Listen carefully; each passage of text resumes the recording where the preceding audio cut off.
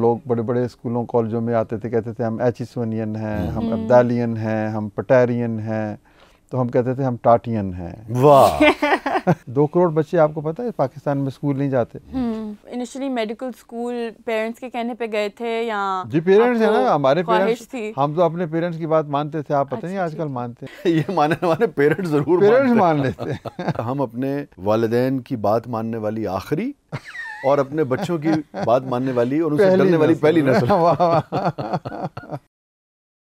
अखुवत तो उन्होंने फाउंड किया और इट्स आप नोबेल लॉरिएट भी हैं। नहीं और भी आपने मुझे कहा था। मैंने तो बेटा इसलिए कहा था कि मैं हमेशा ये समझता हूँ। आपने क्यों कहा था? नहीं बट मैंने भी पढ़ा था कहीं पे। बेटा आई हैव बीन रिकमेंडेड अच्छा नोबेल तो मेरे ठीक है बट वो नहीं मिला। वो किसी वो जो सियासी यूक्रेन को मिला, ठीक है उसको छोड़ें, बस मिल गया ना, बेसिकली तो मिल गया, इट्स फाइन, ठीक है। लेकिन मैं समझता हूँ जो डॉक्टर साहब का जो काम है ना, उनकी शख्सियत ये उससे कहीं बड़ी है। नहीं एब्सोल्युटली।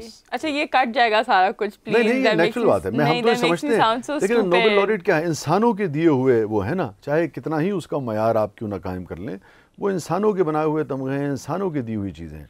मगर डॉक्टर साहब का जो काम है, जो कंट्रीब्यूशन है, मैं बहुत ध्यानदारी से समझता हूँ। और जब पहली मरतबा 8-10 बरस पहले डॉक्टर साहब ने मेरी दावत कबूल की थी, तशरीफ़ लाए थे रात गए में, उस वक्त भी मैंने यही बात की थी, ये उससे कहीं ज़्यादा बड़े आदमी हैं। डॉक्टर साहब तो वो आदमी है जिनके नाम पे आपको इनकी ज़िंदगी में अवार्ड जो है वो शुरू करने चाहिए। डॉक्टर साहब इतने बड़े आदमी। एब्सोल्युटली नहीं, बट मैं जो बात बताना चाह रही थी वो ये थी कि आप इसके साथ साथ आप एक ऑथर भी हैं, जो कि at least for somebody like me मुझे बहुत इम्पोर्टेंट बात लगती है, लिखना पढ़ना, इट्स एसेंशियल।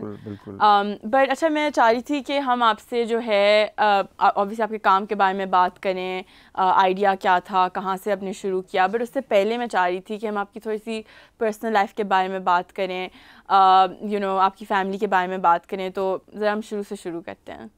तो इसी से शुरू कर लें कि मैं एक छोटे से शहर में पैदा हुआ। जब मैं पैदा हुआ उस वक्त वहाँ बिजली नहीं होती थी, तो आपके लिए हैरत ज़्यादा होने वाली बड़े आदमी छोटे शहरों में पैदा होते हैं। माशाल्लाह। नहीं वो किसी ने कहा ना, वो गांव में गया कि इस गांव में कोई बड़ा आदमी भी पैदा हुआ, कहता नहीं यहाँ जो भी पैदा होता है वो छोटा होता है। बाद पता लगा कि आप फैसलाबाद के बाद में बड़ा होता। तो वहाँ से एक टाट के स्कूल से पढ़े हम। लायलपुर की बात कर रहे हैं? जी नहीं, लायलपुर के करीब एक और गांव, छोटा सा कस्बा। अच्छा क्या नाम था उसका? कमालिया। कमालिया, कमाल के लोग पैदा। सुभान अल्लाह। कमालिया द खद्दर है। तो वहाँ पर टाट के स्कूलों में हमने पढ़ा। हम जब फिर बड़े हुए ना, तो लोग बड़े बड़े स्कूलों कॉलेजों में आते थे, कहते थे हम एचिसोनियन हैं, हम अब्दालियन हैं, हम पटेरियन हैं, तो हम कहते थे हम टाटियन हैं। वाह कि हम टाट के स्कूल से आए। तो बहरहाल वहाँ से पढ़े। अल्लाह ताला ने ये बड़ी कमाल बात की आपने की, ये हंसी हंसी में है, मगर ये कमाल बात है कि जो भी आपको बारी ताला दे उस पर फख्र करना चाहिए। क्या क्या और नहीं पहले तो कई महीने उनको समझ नहीं आई। अब हमने टाटियन को भी ना जरा थोड़ा सा, जैसे इंग्लिश में कहते हैं ना टॉटियन। Well said. वो समझा कि शायद ये पता नहीं कहाँ का कोई स्कूल है, कोई एचएन से भी ऊपर की। आपने एचिसोनियन को बताया होगा, उससे तो नहीं पता लगा होगा। 2-3 महीनों के बाद जब उनको पता चला तो फिर उनको तो मतलब ये है कि हम जैसे लोग ठीक है, वो आप बड़े स्कूलों में वाले भी बहुत अच्छे बच्चे हैं, हमारे wonderful friends. But the point ये है कि मेहनत जो भी करे तो वो कहीं भी, हमारे बुजुर्ग जो थे वो दरख्तों के नीचे बैठ के पढ़े थे, हम तो फिर भी कमरे में बैठ के पढ़े। दुरुस्त करें। तो ये इल्म ऐसे ही होता है, एक नस्ल अगली नस्ल, उससे अगली नस्ल तरक्की। अब अल्हम्दुलिल्लाह कि मेरा बच्चे जो हैं अब वो इंटरनेशनल यूनिवर्सिटीज़ में पढ़े, तो ये तो खुदा की देन है, जो जिसको वो चाहता है। असल चीज़ तो हुसूल इल्म है, हुसूल इल्म है, ये जस्तजू और कंफर्ट मिल जाए तो अच्छी बात है। और अपने माजी से आप छुपना नहीं है, नो, उस माजी को लेकर आएँ ताकि लोग इंस्पायर हों। वो बच्चे जो आज भी 2 करोड़ बच्चे आपको पता है पाकिस्तान में स्कूल नहीं जाते, तो उन बच्चों को भी तो आपने हौसला देना है अपनी मिसाल दे के। तो वहाँ से शुरू हुए। फिर गवर्नमेंट कॉलेज लाहौर का आपने नाम सुना होगा। आजकल तो आप लम्स में पढ़ती हैं, किस ज़माने में ये लाहौर लम्स से ज़्यादा इसकी शोहरत थी, तो लम्स का तो वजूद नहीं था, तो पूरे पाकिस्तान से बच्चे कम्पीट करते थे कि हमने यहाँ पढ़ना है, जिसी में आ सके, रावियंस होना।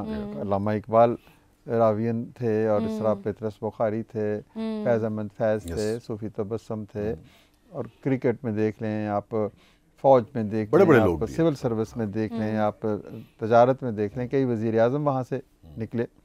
आपने जीसी में क्या पढ़ा? FSC हमने की, मैंने FSC की, उसके बाद फिर मैं वहाँ से निकल के चंद कदम के फासले पे अनारकली है। अनारकली की रंगीनियाँ देखते हुए हम फिर उसके साथ ही किंग एडवर्ड मेडिकल कॉलेज में चले गए। ठीक है। तो वहाँ पर फिर 5-6 साल गुजरे, वहाँ पर MBBS किया। तो फिर उसके बाद के जाने का मतलब ये था कि स्टूडेंट बहुत ब्रिलियंट है, king Edward is the best, right? हाँ, ठीक है, टॉप नॉच। तो बहरहाल वहाँ पे गए तो फिर अचानक जब वो पास कर लिया MBBS तो एहसास हुआ कि भाई ये तो काम हमारे बस का नहीं है। ज़ाहिर हर आदमी हर काम तो नहीं कर सकता, आपको वही करना चाहिए जो आपको अच्छा लगता है। नहीं, लेकिन पास तो कर लिया ना। पास कर लिया, मैंने हाउस जॉब भी किया। नहीं तो आप इनिशियली मेडिकल स्कूल पेरेंट्स के कहने पे गए थे या? जी पेरेंट्स है ना, हमारे पेरेंट्स, हम तो अपने पेरेंट्स की बात मानते थे, आप पता नहीं आजकल मानते हैं कि नहीं। ये मानने वाले पेरेंट्स जरूर मान लेते हैं।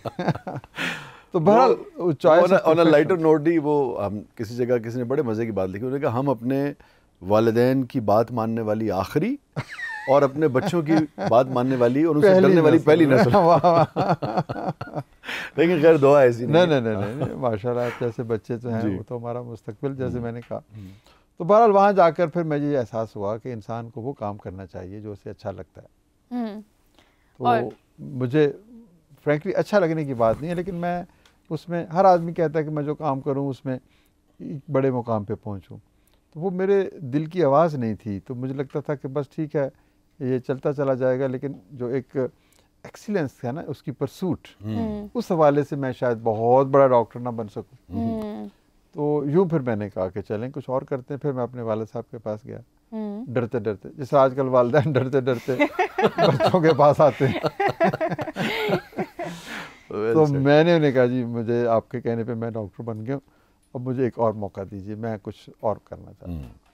तो वो भी मतलब है कि बड़ा दिल रखते थे। उन्होंने कहा ठीक है बेटा, now this is your life.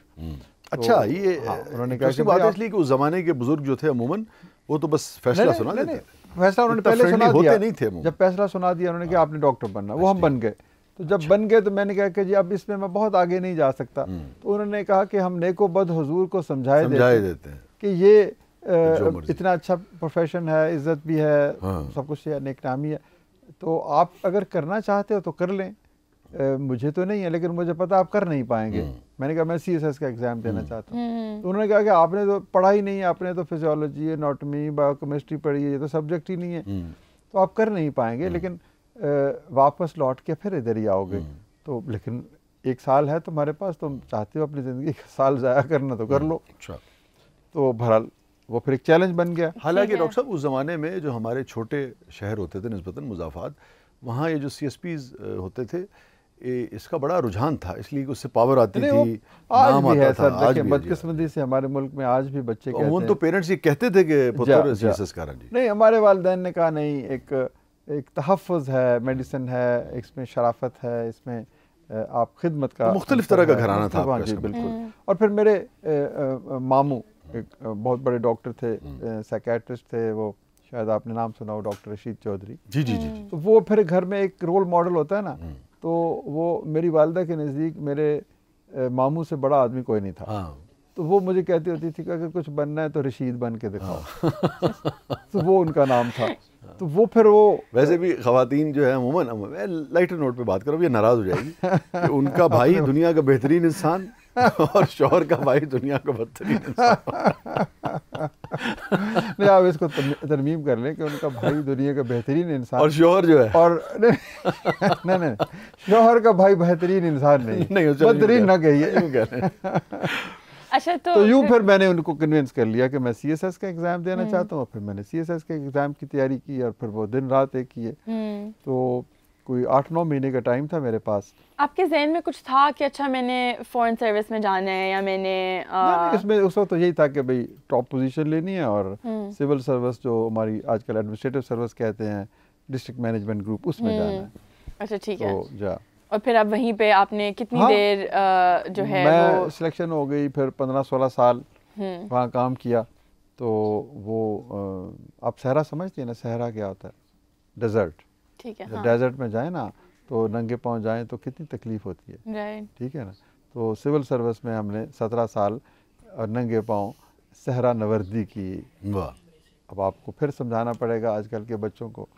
तो ये इनको गालिब के काफ़ी सारे शेर भी याद है। हाँ, तुम सुनाओ भी डॉक्टर साहब। नहीं, फील लाइक मैं फिर से 4 साल की हो गई हूँ। पापा मुझे शेर सुनाओ, शेर सुनाओ।